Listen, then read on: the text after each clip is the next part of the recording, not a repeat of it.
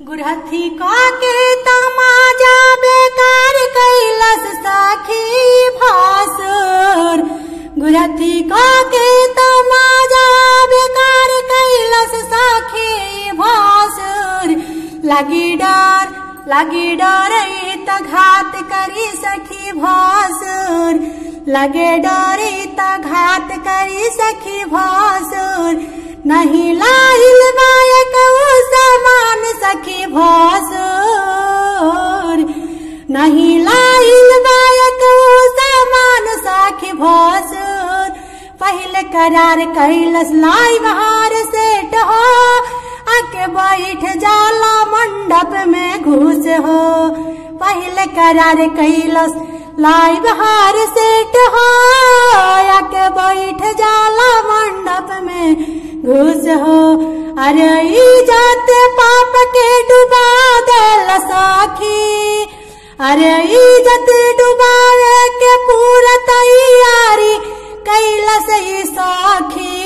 इज्जत डुबावे के पूरा तैयारी कैलस सखी। लगे डर भसुर करी सा। लगे डर भसुर करी घाते सखी। लगे डर भसुर करी खाते सखी। नहीं लाइल बा हो नहीं लाइल बा। नहीं लाइल बा एक समाने सखी। नहीं लाइल बा एक समाने सखी। भसुर हरामी आके करला हरामा। भसुर हरामी आके करला हंगामा।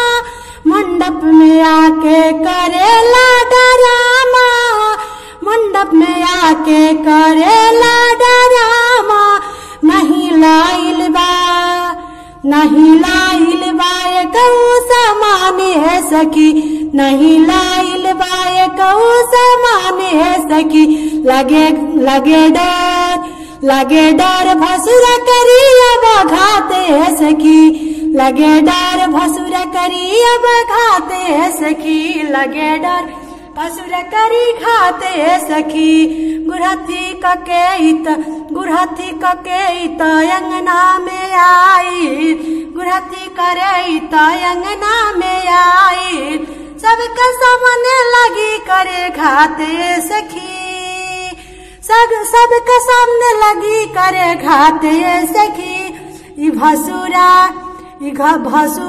बड़ा करी घाते सखी।